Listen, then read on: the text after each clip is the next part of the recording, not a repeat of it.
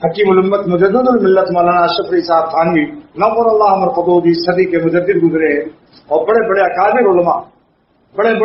علماء ان کی جوتیاں اٹھانے کو اپنے لیے فخر سمجھتے تھے۔ اس کئی صدی میں اتنی تصنیف کسی کی نہیں جتنی ان کی تصنیف ہے۔ فرماتے ہی اس آیت سے یہ معلوم ہوا کہ اہل ایمان کو چاہیے کہ اہل محبت کی صحبت میں زیادہ رہیں۔ مسائل تو علماء سے پوچھیں، لیکن صحبت ان کی اختیار کریں جن پر شان محبت غالب ہو، اس عالم کو بھی انتخاب کریں جن پر شان محبت غالب ہو۔ یہ حکیم الامت تھانوی رحمۃ اللہ علیہ نے نصیحت فرمائی، کیونکہ اہل محبت کی صحبت سے اللہ تعالیٰ کی محبت نصیب ہوتی ہے۔ اور فرمایا کہ جیسے ایک بے نمازی ہے اس کو 10 بے نمازیوں میں ایک بے نمازی ہے اس کو 10 نمازیوں میں چھوڑ دیجیے آپ، ایک بے نمازی ہے اس کو 10 نمازیوں میں چھوڑ دیجیے، 40 دن میں گزرنے نہیں پائیں گے کہ پانچوں وقت دیکھے گا یہ 10 نماز پڑھ رہے ہیں، میں پڑھا سو رہا ہوں، ضرور نمازی بن جائے گا۔ ویسے ہی جو عاشق نہیں ہے اللہ تعالیٰ کا، اگر چند عاشقوں میں رہے گا تو اس کے آنسو ان اللہ والوں کا درد محبت اس کے دل میں منتقل ہو جائے گا۔ ایک بزرگ تھے یہاں کراچی میں، ان کا شعر یاد آیا، قریب جلتے ہوئے دل کے اپنا دل کر دے، قریب جلتے ہوئے دل کے اپنا دل کر دے، یہ آگ لگتی نہیں ہے لگائی جاتی۔ اور خواجہ رسول صاحب رحمۃ اللہ علیہ کا بھی شعر ہے کہ اللہ کی محبت کس طرح ملتی ہے۔ فرماتے ہیں جو آگ کی خاصیت وہ عشق کی خاصیت، ایک خانہ بہ خانہ ہے، ایک سینہ بہ سینہ۔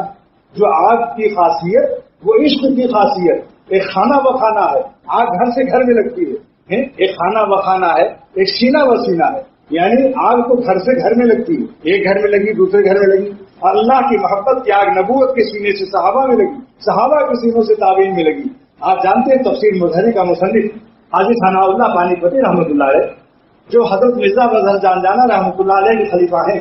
اور ان کے خلیفہ حضرت غلام علی شاہ ہیں، اور ان کے خلیفہ مولانا خالد قربی شام کے ہیں، اور ان سے بیٹھ ہیں علامہ علوسی روح المانی والے اور علامہ شانی، جن کا دنیا میں عالم کی کتاب سے فتویٰ دیا جاتا ہے۔ یہ دونوں بزرگ ان سے بیٹھے ہمارے ہندوستان کے سلسلے کے یہ لوگ۔ تو حضرت قاضی ثناء اللہ پانی پتی رحمۃ اللہ علیہ، جن کو شاہ عبدالعزیز صاحب محدث دہلوی رحمۃ اللہ علیہ فرماتے تھے، یہ شخص اپنے وقت کا امام بیہقی ہے، تفسیر مظہری کے مصنف، ایک کتاب لکھی مالا بدہ منہو، جو ہر عالم کو شروع میں پڑھائی جاتی ہے۔ تو فقہ میں ہے وہ، نماز، روزہ، زکوٰۃ، حج۔ آخر میں لکھتے ہیں کہ اے میرے دوستو،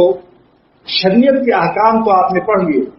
فقہ ظاہری تو پڑھ لیے، مگر اللہ کی محبت کا درد اما نور باطن صلی اللہ تعالیٰ علیہ وسلم، یعنی حضور صلی اللہ تعالیٰ علیہ وسلم کے احکام تو تم نے کتابوں میں پڑھ لیے، مگر آپ کا نور نبوت، حضور صلی اللہ علیہ وسلم کا نور باطن اب سینے درویشہ باعث اللہ والوں کے سینوں سے حاصل ہو۔